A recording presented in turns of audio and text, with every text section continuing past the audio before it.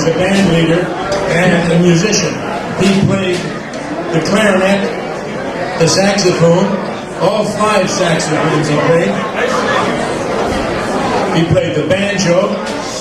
Sometimes he played the trumpet. Sometimes he played the trombone. Sometimes he played the drums. That pretty well covers it. I'm not sure, but I think that the jury is still out as to whether he's really a singer or not.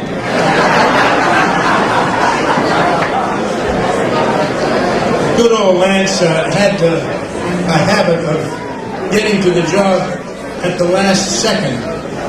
And if the stoplight 40 miles away turned red, he was going to be late. That's all it was to it.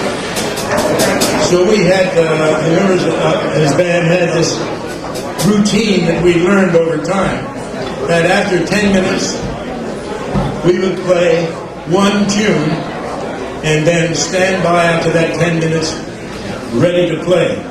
The tune we played was one that he always started the job with, so when he came 10 minutes late to tell us what to play, we always said, "We've done that already." But just a little bit, we got even with him for being good. And that tune, it's called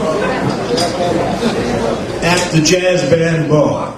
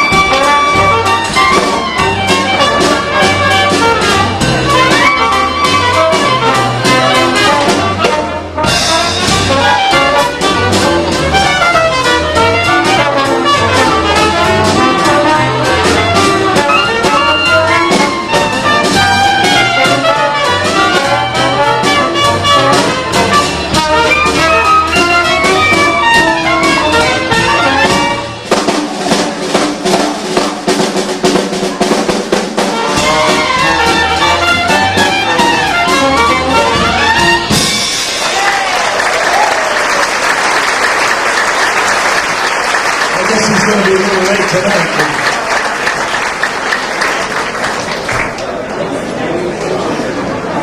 And now, as she often did with Lance's band, she's going to go up and sing one of her favorites, Miss Susie Francis.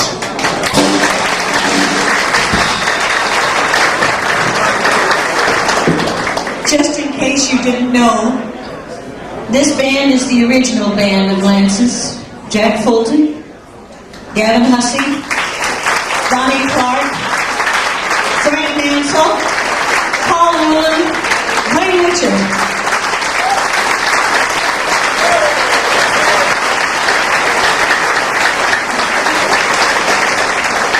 It's close, very close, very close. Lance is one of the few men in my life that only wanted me to sing.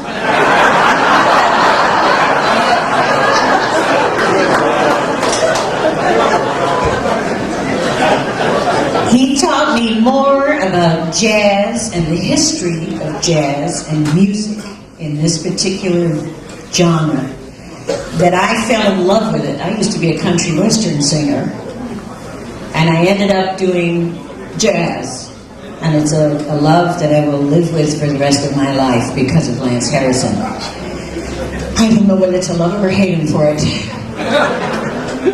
But if I don't do this song, I know he will never forgive me. He'll haunt me forever. So I have to sing this one. It's one that he made me learn 22 years ago. And after that, every time I sang it, he said he hated it. I hope you're listening, sweetie, because you're going to hate it again. In the key of G, gentlemen. Are you with me? So far? That's my weakness now.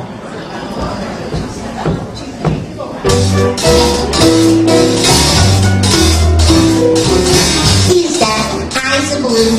I never cared for eyes of blue, but he's got eyes of blue, and that's my weakness now. He's got a dimpled chin. I never cared for a dimpled chin, but he's got a dimpled chin, and that's my weakness now.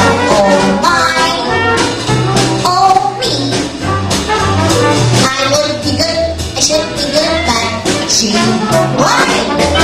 He likes to bill and coo. I never cared to bill and coo, but he likes to bill and coo, and that's my weakness now. Wow!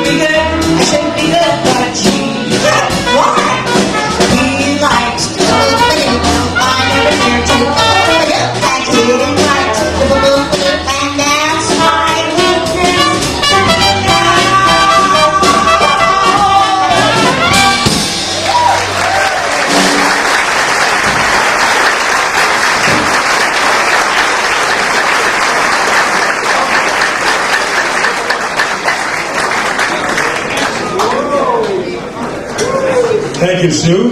And now the Dixieland band that Lance had been playing with this last decade, I imagine. Seems like such a terribly long time ago.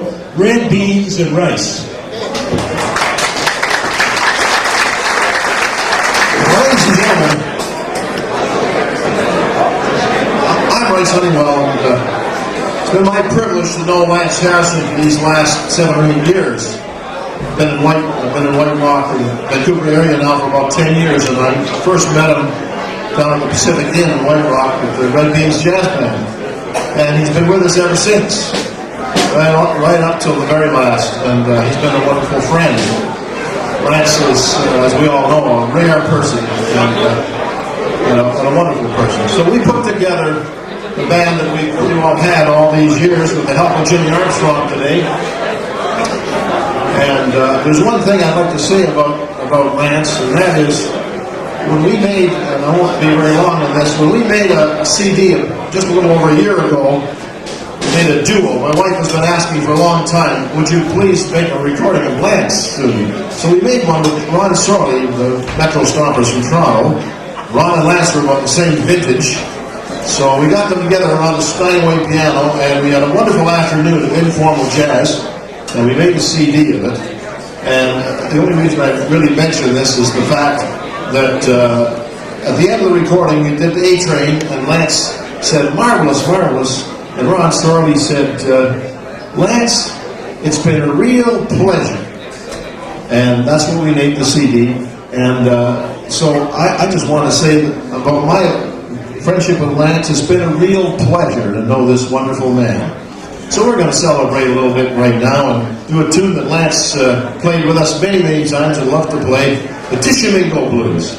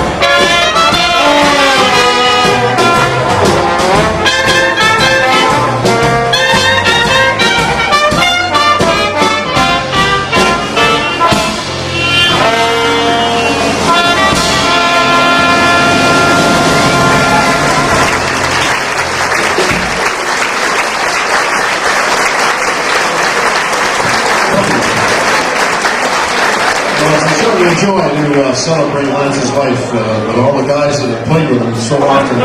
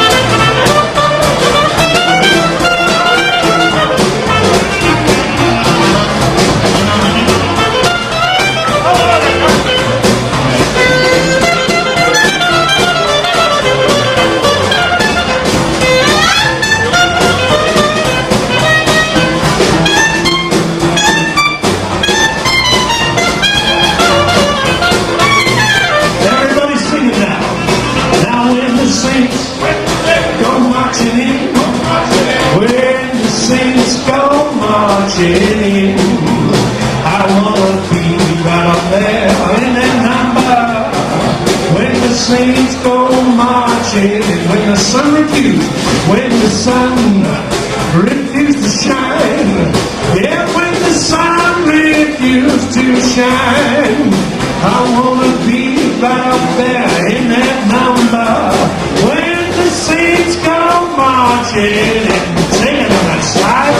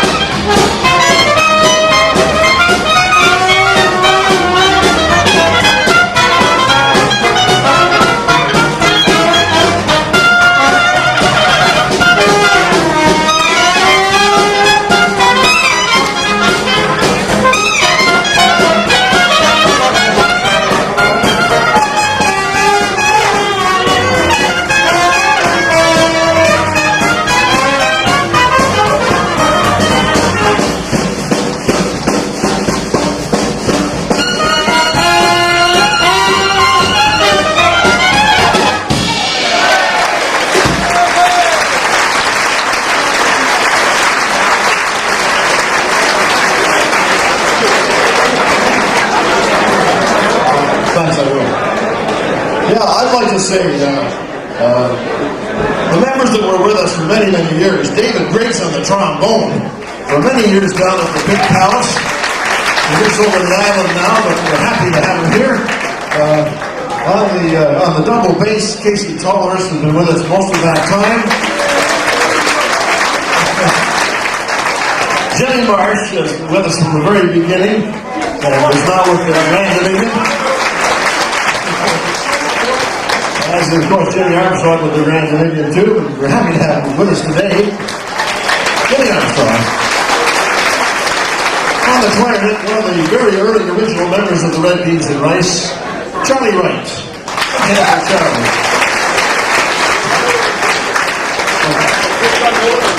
And we have John Nolan, of course, on the drums. Where is he? John. One of the best in the business.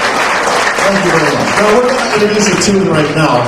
Jimmy Armstrong is going to join Alistair Taylor on the piano, and Jim will play the trumpet and sing a wonderful tune called Dear Bix. And it suits Lance Harrison's life very beautifully, and they're going to do that right now. Thank you.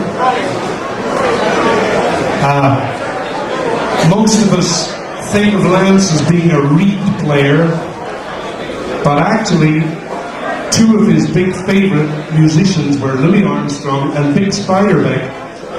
And I remember going to his house several times and asking him sort of naively, "Hey Lance, have you got any Bix records?" Well, as a Pope Catholic, and he would almost jump out of his chair and go up and get the records down and sit there with a glow listening to Bix.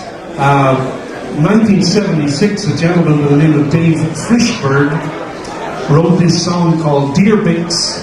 I would like to do it now and dedicate it to Lance, and especially on the very last line, I'm going to just change the lyric one little bit at the very end. This is a very quiet song, so if the people down at the bar can hold it down, we'll go. Dear Bix.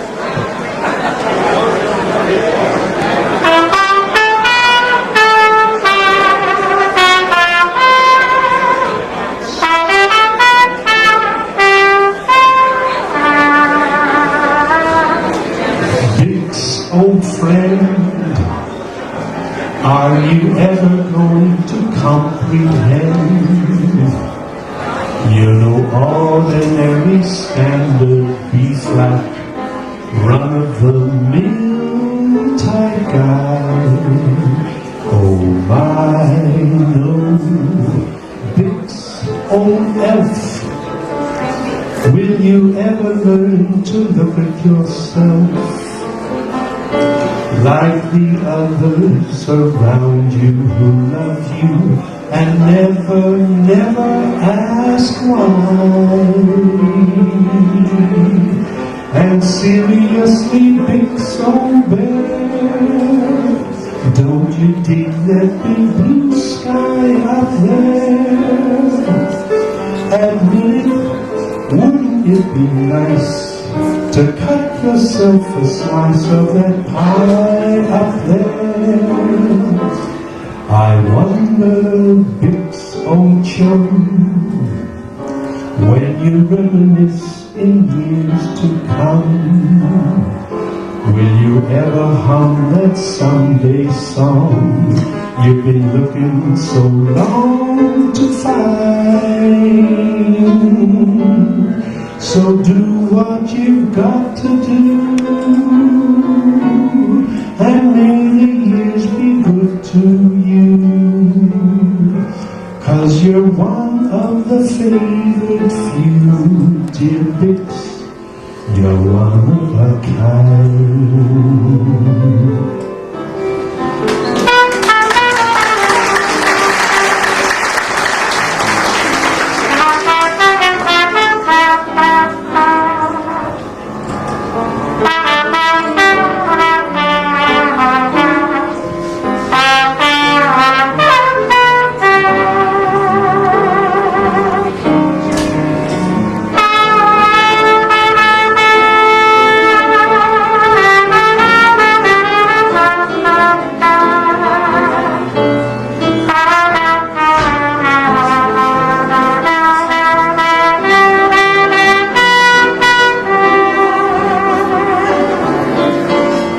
And seriously, Bix, old bear, don't you dig that big blue sky up there?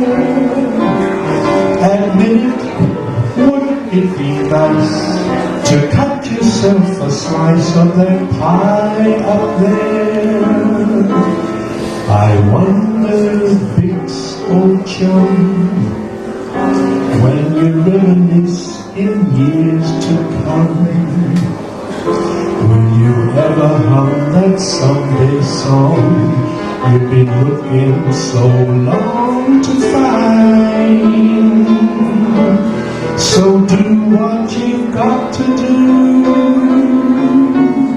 and may the angels smile on you, 'cause you're one of the free few, dear Lance. You're one of a kind.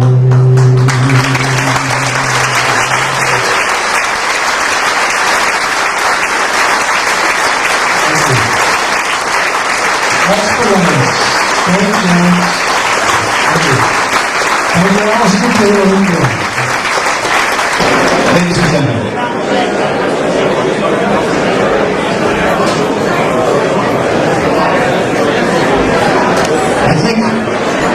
I think it was Art Hodes wrote that the giants have been and gone, but we still have their music, and we still have their stories.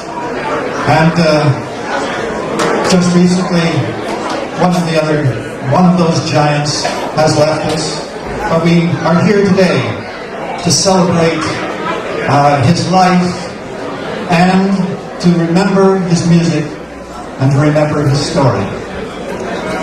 Now, I think as we look about us, we see the evidence of a life well lived. And Lance was a great hero of mine. I was a little younger than him, and I was always looking up to him and wished that I could be more like him. There were so many things about Lance I admired. I admired his good looks. He was taller than I was. He also was more attractive to women than I was. And he had an enormous talent. And in a friendly way, I envied him in every way, and especially envied the wonderful career that he had. He played the music he loved, which was the music I loved, and he was able to forge a full-time and very, very successful career out of Dixieland Jazz, which by the time that he was playing it was already out of date. And I also admired in the latter years how he persevered in pursuing that wonderful activity of his, of playing so beautifully. I admired the way his tone. I loved the sincerity with which he played. And I loved the wonderful ease with which he seemed to play. Not that he played things that were easy, but he made them seem easy because the melodies just seemed to flow out of him. The last festival that I was with Lance was in Chilliwack. And he was still going. But by then, old age had firmly laid his hand upon Lance's shoulder, and all the ordinary things in life became very difficult, like finding the stage, ascending the stage, and bending way down to pick up the tenor. But once he got the tenor up and got the mouthpiece between his lips, the music flowed from him as it always has.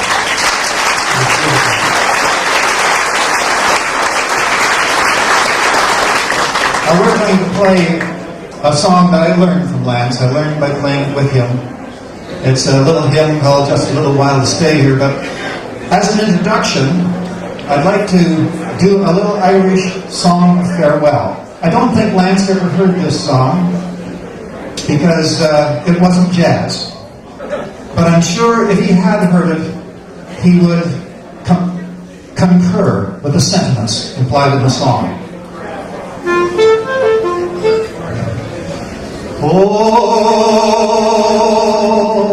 all the money I have spent, I spent it in good company.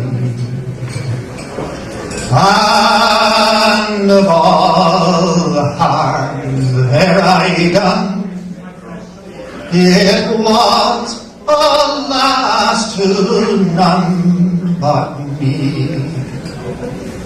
And of all I've done for lack of wit, to memory now I can't recall. So fill to me the parting glass. Good night and joy be with you all. Oh, all the comrades there I had were sorry for to see, sorry for my going away. And all the sweethearts there I had would wish me one more day to stay. And since it falls upon my lot that I should go and you should not, then I'll gently rise and gently call. Good night and joy be with you all.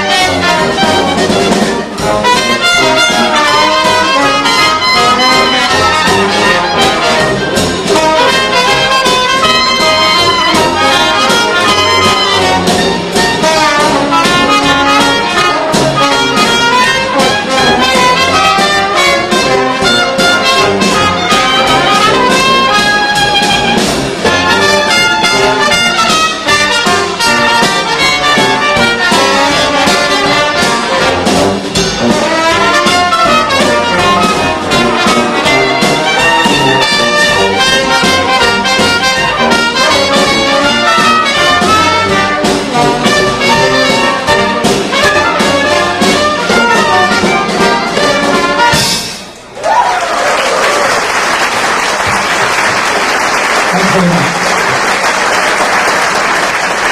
I'd like to invite to the stage a singer that Lance was very fond of, Carol Dillon, ladies and gentlemen. Good afternoon, everybody. Nice to see everybody here today.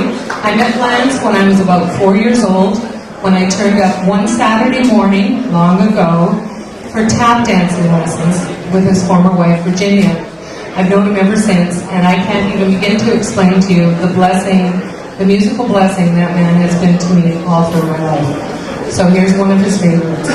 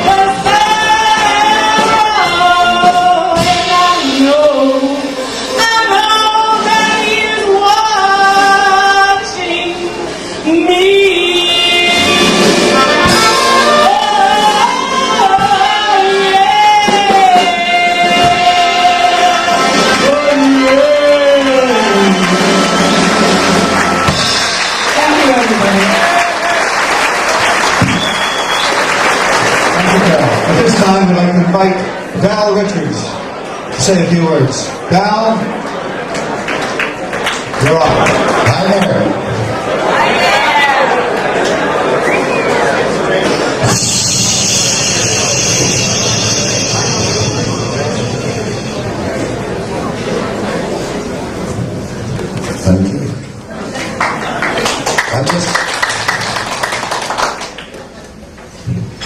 you have a million stories to tell each other. You've been telling them already this afternoon, but you have many more to tell. I'd just like to interject a few. I won't keep you long, but I have some favorite memories of Lance's life, and I'd like to share them with you. We knew each other a long, long time. I knew him from the late 30s when we were playing ballrooms up on Broadway. He was with the Trevor Page Orchestra at the Alma Academy, and I was with a group called Johnny Matthews of the Peter Pan. Later, Lance went to the Palomar with the Trevor Page Orchestra, and I mention those two bands, and our bands particularly, because much has been made of Lance's appreciation of Dixieland, his understanding of jazz and Dixieland here this afternoon. But he also had an open mind. He enjoyed the sweet bands. He knew their purpose. In fact, with me, for many years, he wrote a lot of my arrangements. But before that, he had his own big band. He wrote for big bands. You all know that. But he had his band at the Euro Room on Burrard Street, just down from the Hotel Vancouver, in the late 40s, after being discharged from the RSCAF band, where the announcer used to come on the air and say, "Welcome to Vancouver's downtown paradise, where you're invited to enjoy the romancing and dancing of music beyond comparison, as styled by Lance Harrison."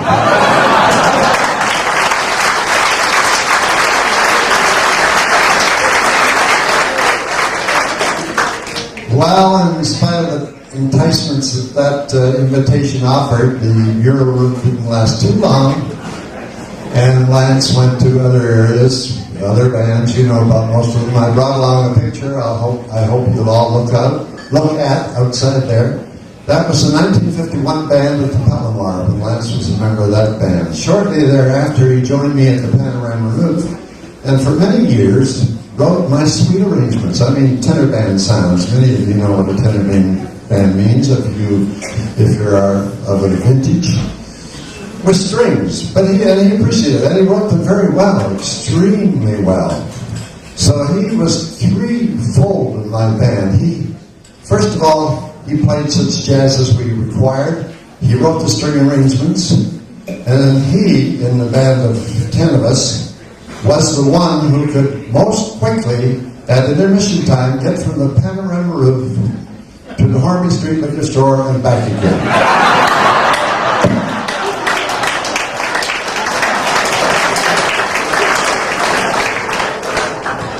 Always got back in time for the downbeat, too.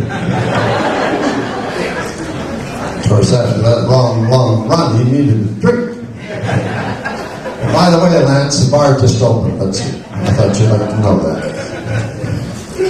But you share the memories that I do, but I'd like to enlarge on his talents. For 4 years, he was writing for a show called Some of Those Days, which Neil Sutherland produced for CBC television nationally. And he wrote for all the stars: Ray McAllister, Roma Hearn, Barney Potts, Pat Morgan, Carl Norman, Ross Laidley. He wrote for them all. Wonderfully talented. And most of the time he wrote on time.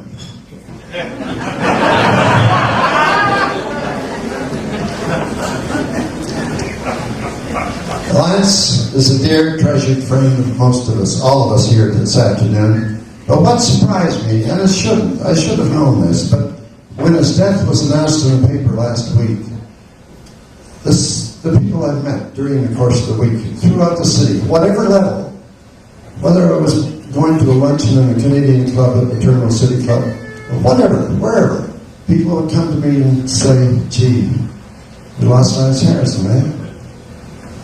All strata of life. It was marvelous to see, and that's what Lance did. He was able to penetrate into people's lives. He was a presence. You knew when he was in the room. He was a presence. He made himself visible, not only physically, but he represented Lance Harrison, and we appreciated that, and we all enjoyed it. This is a little tune that he wrote. I'm just going to conclude with it. He put it in my book. Is Doug behind me? No, Doug's not. Where is he? Doug Parker. Can I get you back in the band, Sam? Lance wrote a lot of good stuff for me, and this is one of the tunes that I've always enjoyed. We play it ever since, and he wrote it for my book 40 years ago. Dance if you wish. You must remember this. A kiss is still a kiss. A sigh is just a sigh. The fundamental things apply as time goes by.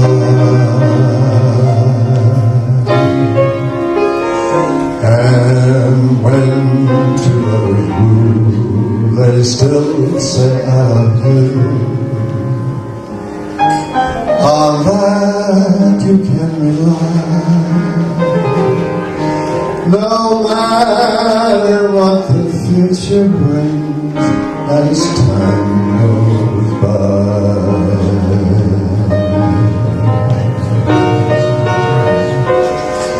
Moonlight and lost songs, never of a day. Hearts full of passion, jealousy and hate. Woman needs man, man must have his mate, that no one can deny. It's still the same old story, a fight for love and glory, a case of do or die. The world will always welcome lovers as time goes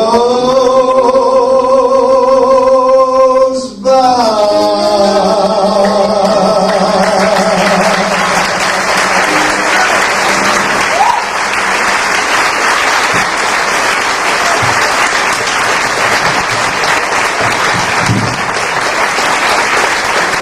One of Lance's deep loves was ice cream, and much to the chagrin of some of the nurses who thought it might be bad for his health last week,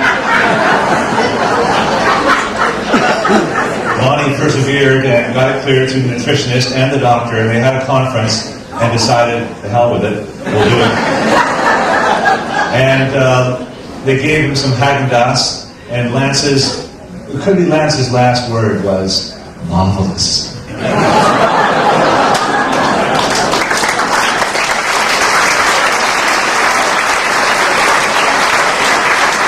If you have a short story that you wanted to share with everybody, we'd love to hear it. So if no one else comes, at least Jeffrey will. A couple words to say. I think most of you have probably known Lance for much longer than I have, and in many different respects. It's an awful lot of things to an awful lot of people.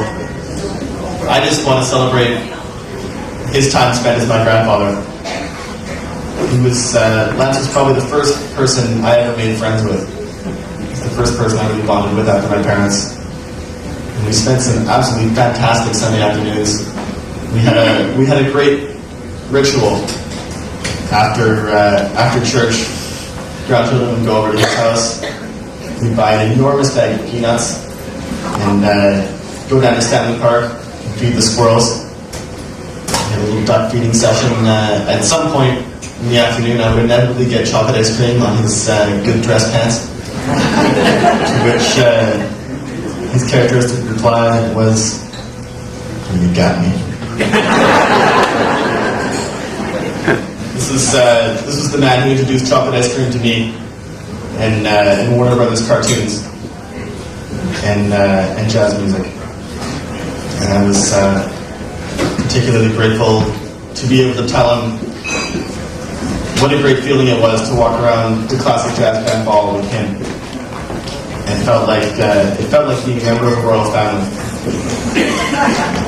And I was lucky enough to be sponsored to attend a Dixieland Jazz camp to study jazz drumming in Sacramento, sponsored by the Hot Jazz Society.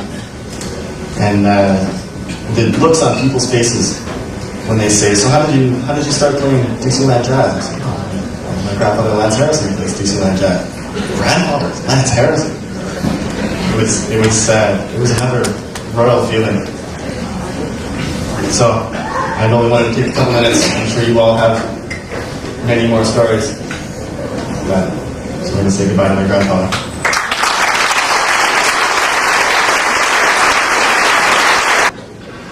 Good afternoon, ladies and gentlemen. I'm Phil Aldridge. I'm with the Chilliwack Jazz Festival, the Dixieland Jazz Festival. I have a very good friend up to talk to you, whom I'm sure you all recognize. But just one thing before we mention anything about Lance Harrison. Lance Harrison was the only musician that actually played in every single one of the Chilliwack Jazz Festivals. That was 13 years.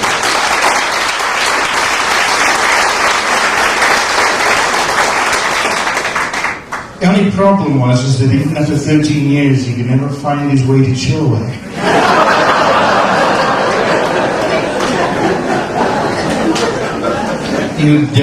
You'd see, he'd arrive 10 minutes late. You know, it's like you're talking about. Everybody talks about him late. Well, that's the reason. He doesn't know where he's going. You know? And he did that years ago. And he was a great friend of our festivals. And the one other thing that he did was that every year I always send out contracts to all the musicians to play at the festival. Lance never signed one because he always lost it.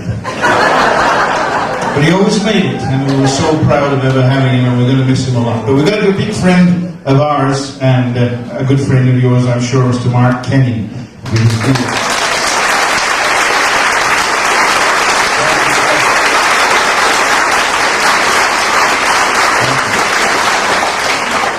I had the pleasure of joining the Union here in Vancouver in 1928.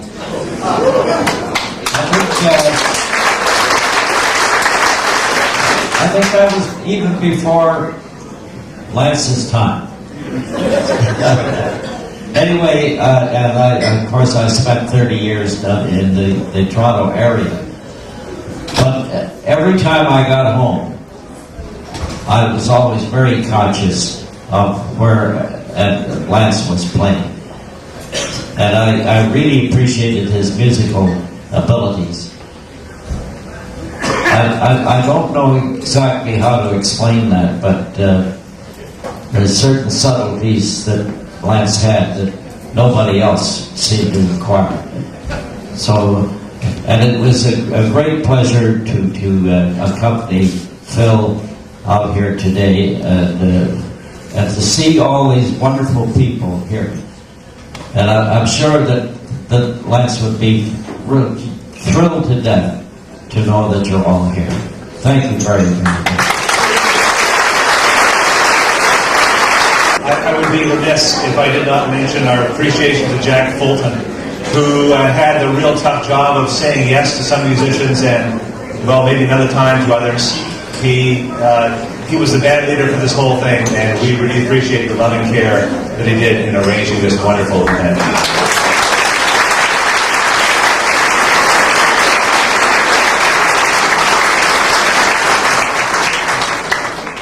Yeah, hi, I'm Alistair Taylor. A little while ago, Jim Armstrong and I played a beautiful song in honor of Lance, and this little story about the song, which kind of reminds me about my early experiences playing occasionally with Lance. Jim managed to fax the music for that song to me last night, and when we played it, performed this afternoon, we'd never played it together before, and I'd never seen it before last night.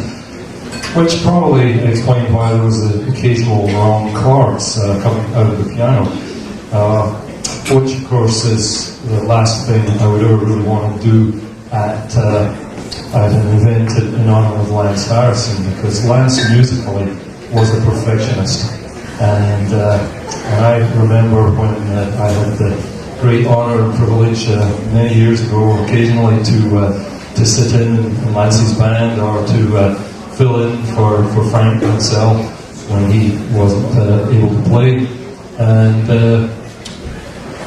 occasionally, just occasionally, play a wrong chord on a change, and Lance would turn around and fix me with this basilisk stare that would kind of freeze your bones and blood and turn you to stone. Because Lance had the original printed sheet music of every song he played, at least so he assured me anyway. And he played it the way it was printed right from the very beginning.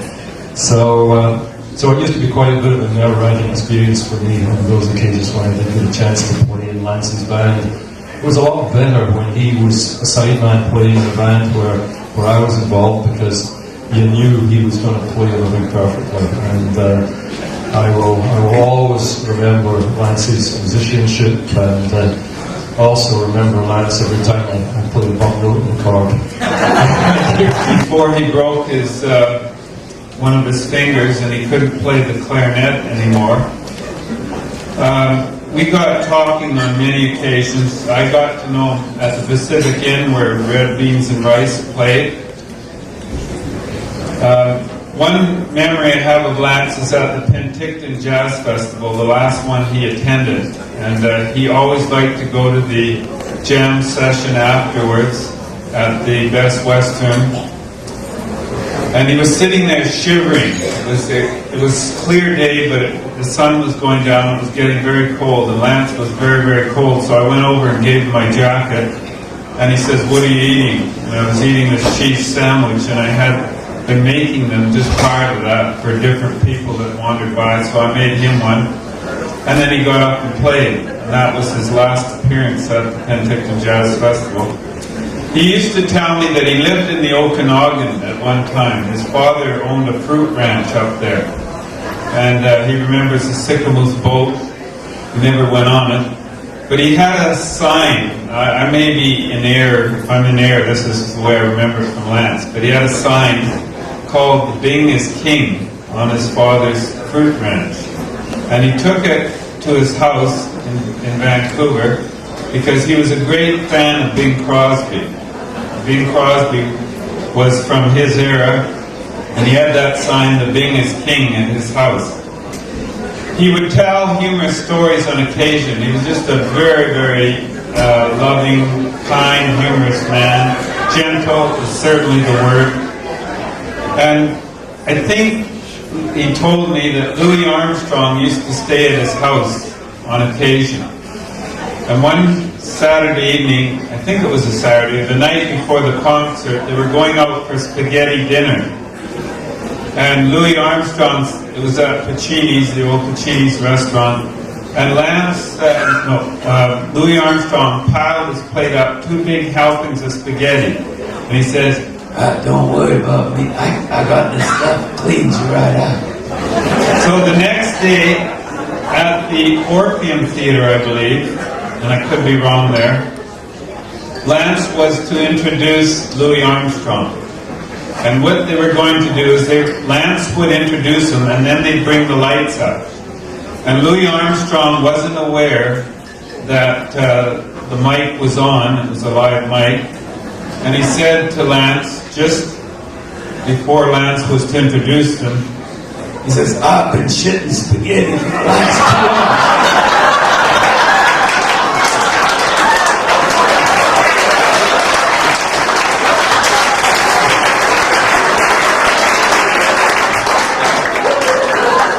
Anyway, to Lance and his many friends, to Lance's family and his many friends here, he was a tremendous guy, one of my very favorites, and I'm sure he is too. Thank you. My name is Dick Lazenby. I'm a banjo player, and when Lance had jobs out in farmers' fields or at the racetracks where the piano couldn't go, I got to play him. I was reproached for 15 years about the wrong chords. That's not what I'm here to tell you about. There was a meeting about 4 years ago in the union office with a bunch of the people like Lloyd and a whole raft of people to decide a policy change or a possible policy change about Dixieland jazz. And Fraser McPherson had just passed away. And I was sitting next to Lance, and somebody asked about Fraser's music, and Stan Johnson said, "Oh, give it to me, I'll give it to his sister." And Lance said quietly, I guess he kept the harp parts. Hi, I'm Ron McQueen. I'm the president of the Vancouver-Dixieland Jazz Society and one of the co-directors of the Vancouver-Dixie Fest. And just sitting there listening to some of these stories about Lance, I am rather new to this music. About 15 years ago that I discovered it. But I remember one night here at Hot Jazz when Lance was late, and we all heard about him being late because he couldn't find his wheel. This particular night, he came in about 10-15 minutes late, muttering about the wife painted the toilet seat, and I sat down before I left and got stuck. So it wasn't always because he couldn't find his way. Some of you probably have the recording that he made called Happy Jazz, and there's a picture of him on the cover with all these musical instruments hanging from him. And that's one of the visions that I'll always have of Lance. He was at every one of our festivals, the Vancouver Classic Jazz Band Ball when it was downtown, and the Vancouver Dixie Fest up in White Rock. He didn't make the last one, but he came close. But the very first one that we had at the Hotel Vancouver, and I remember Lance walking out of the room where the musicians were storing their instruments, just loaded, just covered. He had every instrument you can think of hanging from him. And one night here, I remember he played one tune with his band, and a couple of the band members were late. So Lance was sort of filling in a bit. And one tune he played all of his reeds, and his banjo, and his trumpet, all in the same tune.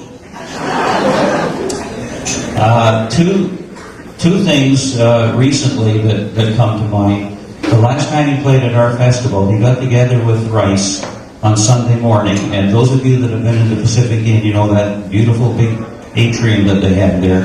And Rice on his piano, Lance on his tenor sax on Sunday morning, playing for the brunch crowd. And Lance filling up that whole atrium with this wonderful, big, round, mellow sound out of that tenor sax. It just sent shivers up and down my back.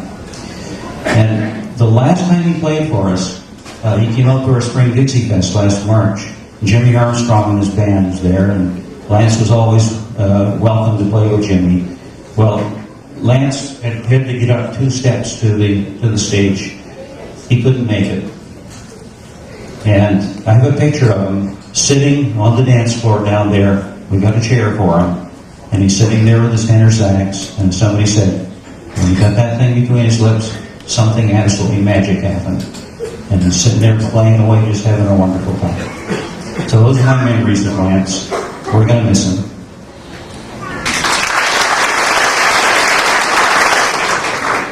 Hello, I'm Jim Armstrong, and I just wanted to say before I tell my little story, I'm bringing greetings, if that's the correct word at this time, from all the people over in Victoria. Dave Pepper, who played with Lance in the CBC days, and Tony Blodgett, who's presently on holiday in Mexico and didn't even know about this, and she probably still doesn't. All the guys in the Canis group who are playing probably right now.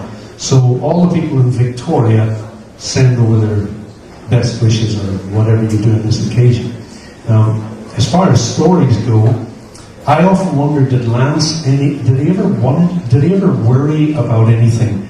Did he ever take anything that seriously that was worth worrying about? I doubt it. We got a gig one night on a private yacht down at the Bay Shore Inn. It was a Monday night, which struck me as a bit odd. But anyway, 8 o'clock, be there. Okay, so I turned up at 8 o'clock and parked the car, and there's no sign of anybody, and I walked down to the ship that was supposed to be, the gig was supposed to be playing on, and I knocked on the door, and I said, is there a band playing here tonight? He says, no, it's tomorrow night. Oh, okay. So, just as I'm walking back down the dock, Lance arrives and puts his money in the parking meter, and I said, no, Lance, no, don't put your money in, but the money dropped in.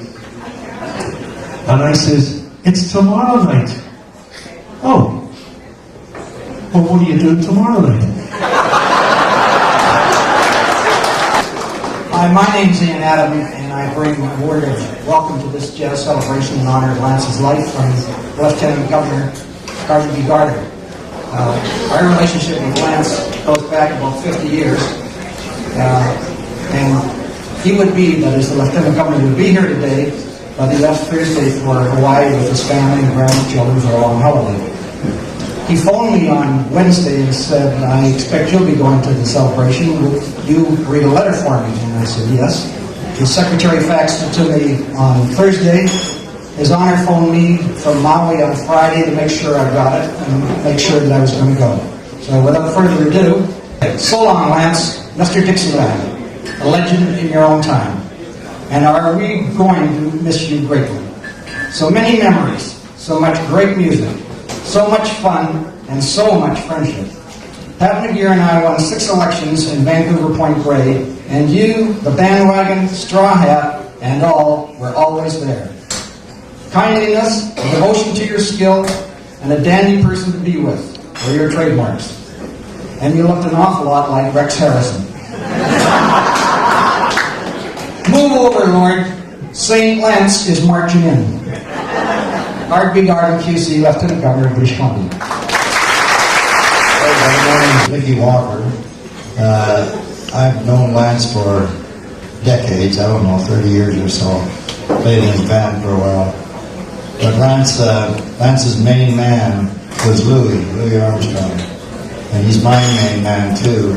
And last night I had a dream about Louis Armstrong selling me a trumpet. I play drums, more or less. And what I guess that really means is that Lance is up there right now in a big bandstand in the sky, blowing with his main man. You know, just great. Got all the musicians up here and give cheer Lance's way to a better world with old Didney Rambo.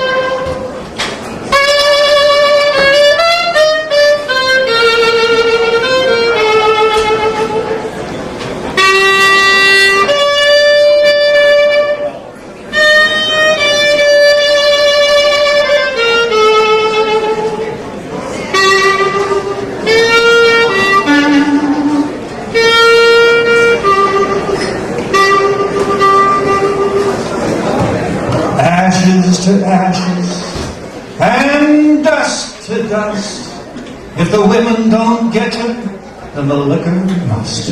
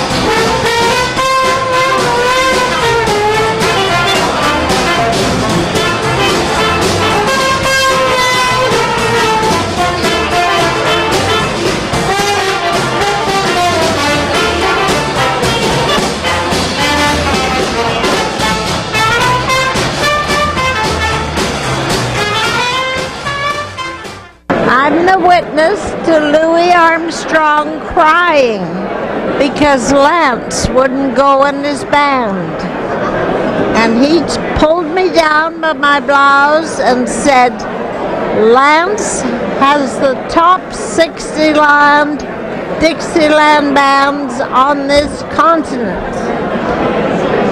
And he wouldn't go with Louis Armstrong? Why was that? Wouldn't go with his band. And why was that? He didn't like the travel? He didn't like the road work. Oh, okay. Leaving his son, I guess. And what about Sammy Davis Jr.?